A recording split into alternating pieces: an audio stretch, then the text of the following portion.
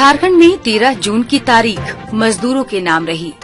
लेह लद्दाख में भारत चीन सीमा पर बीआरओ द्वारा होने वाले सड़क एवं इंफ्रास्ट्रक्चर निर्माण में योगदान के लिए 1600 पंजीकृत मजदूरों, जिनमें 1329 मजदूर दुमका के थे, उन्हें विदा करने का मौका था। इन मजदूरों को ट्रेन से रवाना करने के लिए खुद मुख्यमंत्री हेमंत सोरेन दुमका पहुंचे थे, जहां सबसे पहले गार्ड ऑफ ऑनर देकर उनका भव्य स्वागत किया गया। तत्पश्चात सीएम ने दुमका रेलवे स्टेशन परिसर में आयोजित कार्यक्रम में शिरकत की, जहां उन्होंने मजदूरों के लेह लद्दाख ले जाने वाली ट्रेन को हरी झंडी दिखाकर रवाना किया। इससे कुछ देर पहले कार्यक्रम में दुमका उपायुक्त बी राजेश्वरी ने सीएम हेमंत सोरेन, श्रम मंत्री एवं अन्य गणमान्य अतिथियों का स्वागत किया। दुमका उपायुक्त ने इस मौके पर कहा कि मुख्यमंत्री जी के प्रयास से श्रमिकों के हित में कानून सम्मत प्रभावी कदम उठाए गए हैं, जिससे उनके अधिकार सुरक्षित होंगे।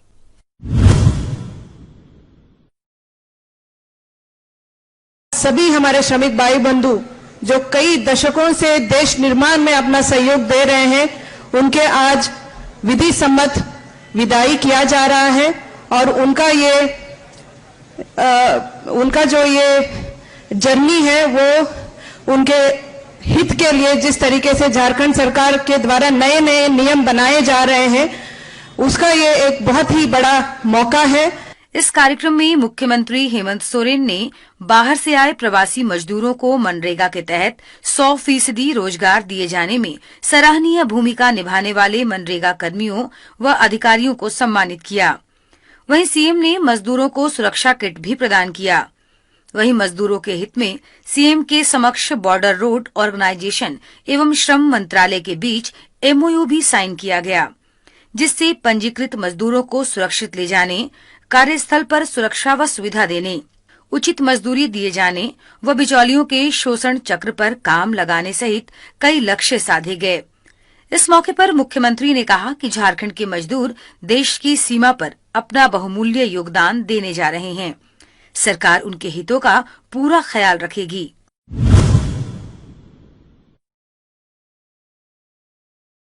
हमारे श्रमिक भाई इस देश के सबसे कठिन और सबसे दुर्गम स्थान पर और इस देश के सीमा को एक अपना अहम और बहुमूल्य योगदान देने जा रहे हैं। लेह लद्दाख एक ऐसा जगह है जो साधारण व्यक्ति वहां जाकर के जीवन यापन नहीं कर सकता। ये और सब जगहों से अलग है और ऐसे दुर्गम स्थान पर हमारे लोग काम करते रहे हैं। इस बीच सीएम ने कहा कि कोरोना संकट में जितना पलायन हुआ उतना पहले कभी नहीं हुआ था। झारखंड पहला राज्य है जिसे प्रवासी मजदूरों को सुरक्षित वापस लाने में सबसे पहले सफलता मिली।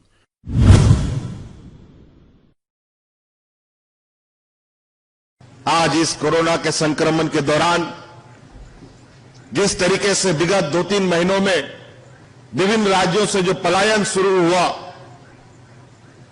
वो मुझे लगता है आजाद भारत के बाद इससे बड़ा पलायन कभी नहीं हुआ था। और ना जाने कितनी कठिनाइयां हमारे मजदूरों को, देश के मजदूरों को झेलना पड़ा। ये किसी से छुपा नहीं है। आप लोगों ने लगातार अखबारों में, समाचार पत्रों में, टीवी चैनलों में देखा होगा। आज इस विकासशील देश में मुझे लगता है कि आज के दिन में भी मजदूरों के प्रति संवेदनाएं नहीं है। झारखंड इस देश का पहला राज्य है जिन्होंने अपने प्रवासी को लाने की वकालत की। कई एक बार वकालत करने के बाद, भारत सरकार से अनुमति मिलने के बाद सबसे पहले हमारे राज्य में प्रवासी मजदूर हमारे आए। मुख्यमंत्री ने मजदूर हित को लेकर सरकार की प्रतिबद्धता दोहराते हुए कहा कि सरकार कानूनी प्रावधानों द्वारा मजदूरों को उनका वाजिब हक जरूर दिलाएगी। झारखंड सरकार मजदूरों का हक मारने वालों पर सख्त कार्रवाई से भी नहीं हिचकेगी।